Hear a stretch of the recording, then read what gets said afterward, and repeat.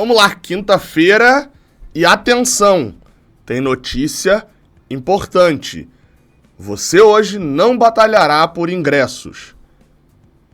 Pelo menos adiado para segunda-feira. Você vai entender melhor, mas a venda de ingressos para o jogo contra o Internacional não está cancelada, está adiada para segunda-feira e você vai entender o motivo aqui nesse vídeo. Duas notícias, uma notícia boa, uma notícia ruim. O Flamengo perdeu, influencia na tabela, não só pela rivalidade, e o Internacional ganhou. Não influencia na tabela, mas influencia pela Libertadores. Giro de notícias.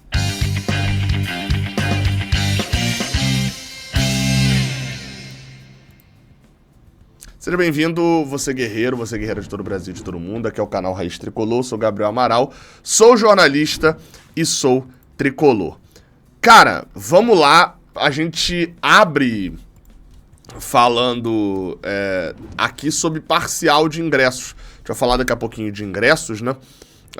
Mas o Fluminense divulgou ao longo da quarta-feira uma parcial de mais de 23 mil ingressos de pessoas, né, confirmadas só no plano 1, né, no plano Arquiba 100, Maraca Mais, naqueles planos que tem prioridade 1, para o jogo entre Fluminense e Cruzeiro neste sábado. Foi aberta nessa quarta-feira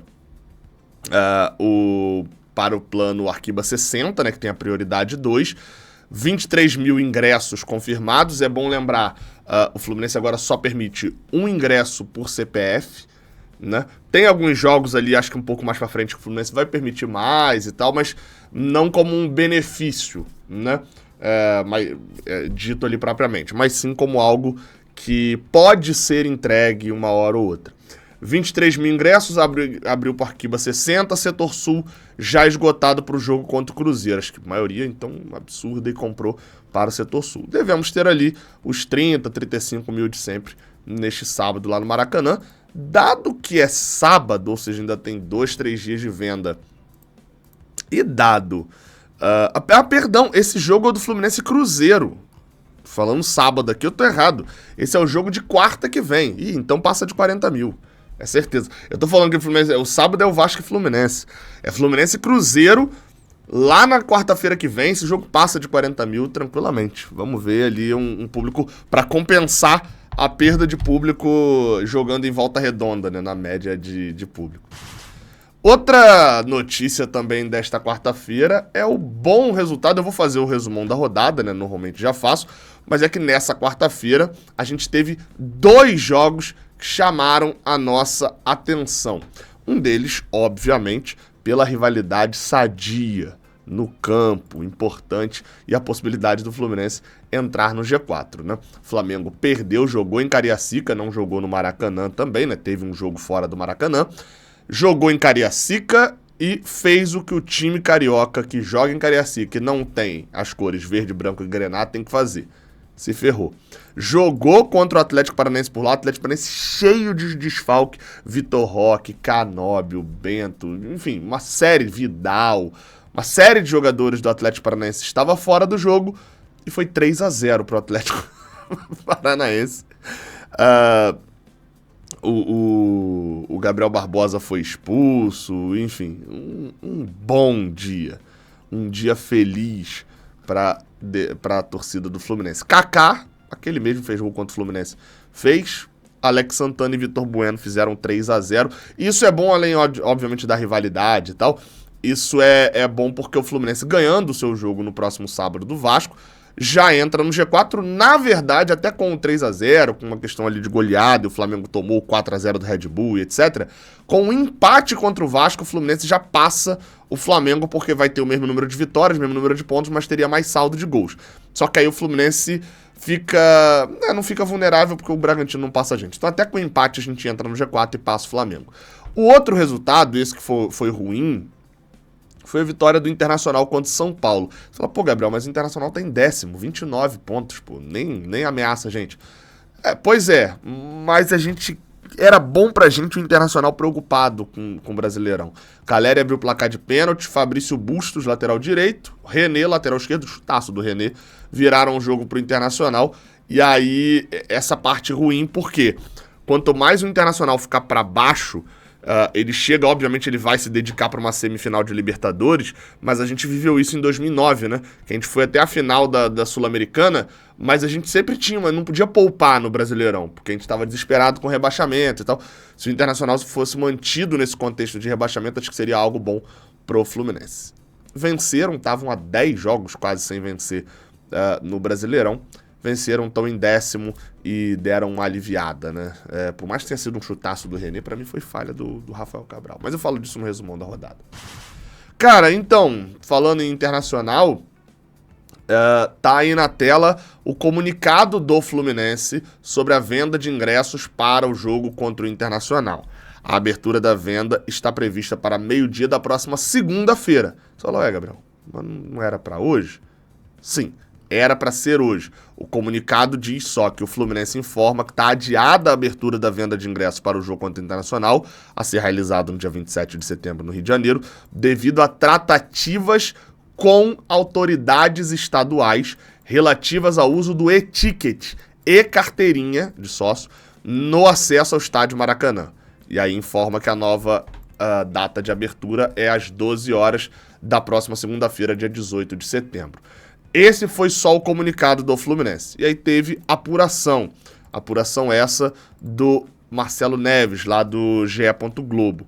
Segundo o Marcelo Neves, e até teve também uns tweets do Edgar, né, que hoje não cobre mais o Fluminense, mas apresenta o podcast do GE Flu, enfim, é um cara que também tá bem antenado, né, sobre as informações do Fluminense. E aí eu vou até botar aí na tela os tweets do Edgar. Porque acho que fica um pouquinho mais fácil pra gente poder ler. Ele falou aqui, autoridades vetaram o acesso via carteirinha e e-ticket na semifinal da Libertadores. Querem a troca obrigatória do ingresso. Esse autoridades aqui, em linhas gerais, a gente está falando do BEP, o Batalhão Especial de Polícia em Estádios, né, que é a polícia militar nos estádios.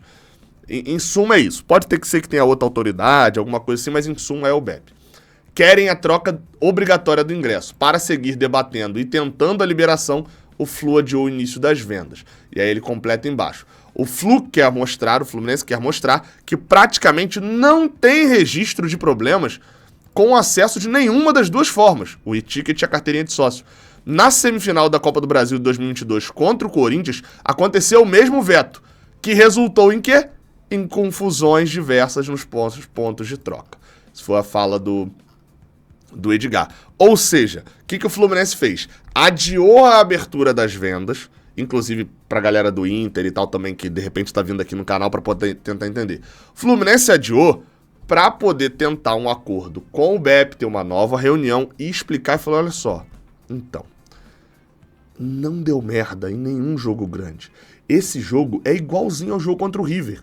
Gabriel, por que você não tá falando do jogo contra o Olímpia, que foi o último? Não, porque eu tô falando do River, porque o River botou quase 4 mil pessoas lá no Maracanã também, igual o Inter vai botar. Então, assim, a gente vai esgotar ingresso, lotado e tal, mas isso aí foi em todo o jogo da Libertadores. Agora, o adversário também vai mandar muita gente, como o River também mandou. E é só falar, e não deu problema. Agora, se você mandar a galera botar pra trocar ingresso, a retirada obrigatória de ingresso, aí vai dar problema de confusão nos postos de troca. Isso é óbvio. Qual que é a... Eu vou usar desculpa, tá? A justificativa, normalmente, das autoridades quando querem vetar esse tipo de acesso. É que aquele cerco que eles fazem em volta do estádio, quem já foi no estádio sabe, você pega uma rua pra deixar o entorno do estádio só com quem tá com ingresso, pra evitar aqueles bolsões de gente pressionando pra entrar sem ingresso e tal, enfim. Por questões de segurança. Eles querem facilitar esse cerco para que a pessoa não mostre o ingresso no celular ou não mostre ali a carteirinha de sócio. Vá lá, tá? Todos os lugares do mundo aceitam esse tipo de coisa. Não sei se todos, mas muitos lugares do mundo aceitam. No próprio Brasil aceitou em vários momentos esse tipo de ingresso também no celular. Mas vá lá. Não quer botar o celular? Mantenha a carteirinha de sócio. A gente vai ter alguns problemas, porque nem todo mundo tem a carteirinha e tal. Mas assim, é difícil esperar compreensão de quem parece que quer o problema, né? A gente tem e sabe que o ingresso de papel facilita e muito a vida de cambistas. Porque você ali consegue vender o seu próprio ingresso, enfim, uma série de coisas que facilita. A gente está em 2023, o ano da tecnologia, e a gente ainda está falando de ingresso de papel.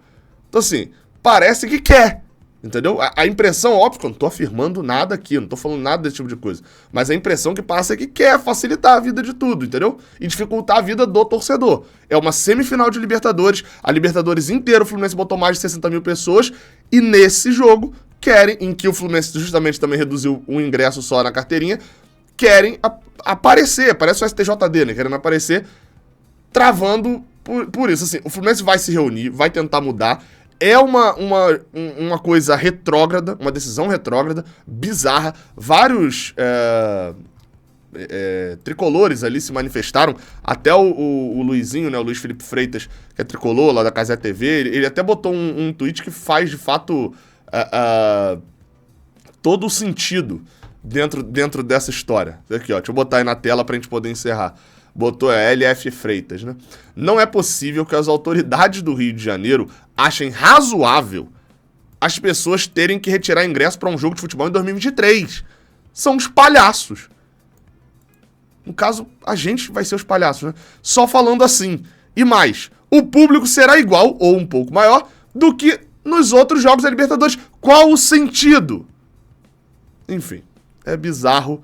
O Fluminense vai tentar se reunir, vai tentar mudar a ideia ali da questão da segurança e vai abrir a venda na segunda-feira. Acho que a venda na segunda não altera em nada. A gente sabe que esses ingressos vão ser comprados em 2, 3, 4 horas ali no máximo, a depender do sistema, porque obviamente todo mundo quer esse ingresso. Então, se o ingresso fosse vendido uma semana antes, não teria um problema em relação a esgotar. Óbvio, prejudica a galera que vem mais de longe, que precisa fazer um roteiro, que precisa... Por exemplo, o cara que é de Minas Gerais e que vai comprar a passagem dele. Então, se ele garantir o ingresso, ele compra a passagem. Óbvio que isso prejudica um pouco mais essa programação das pessoas. Mas, em linhas gerais, não muda muito ser na segunda em relação a ser nessa quinta, não. Enfim, tamo junto. Até a próxima. Valeu.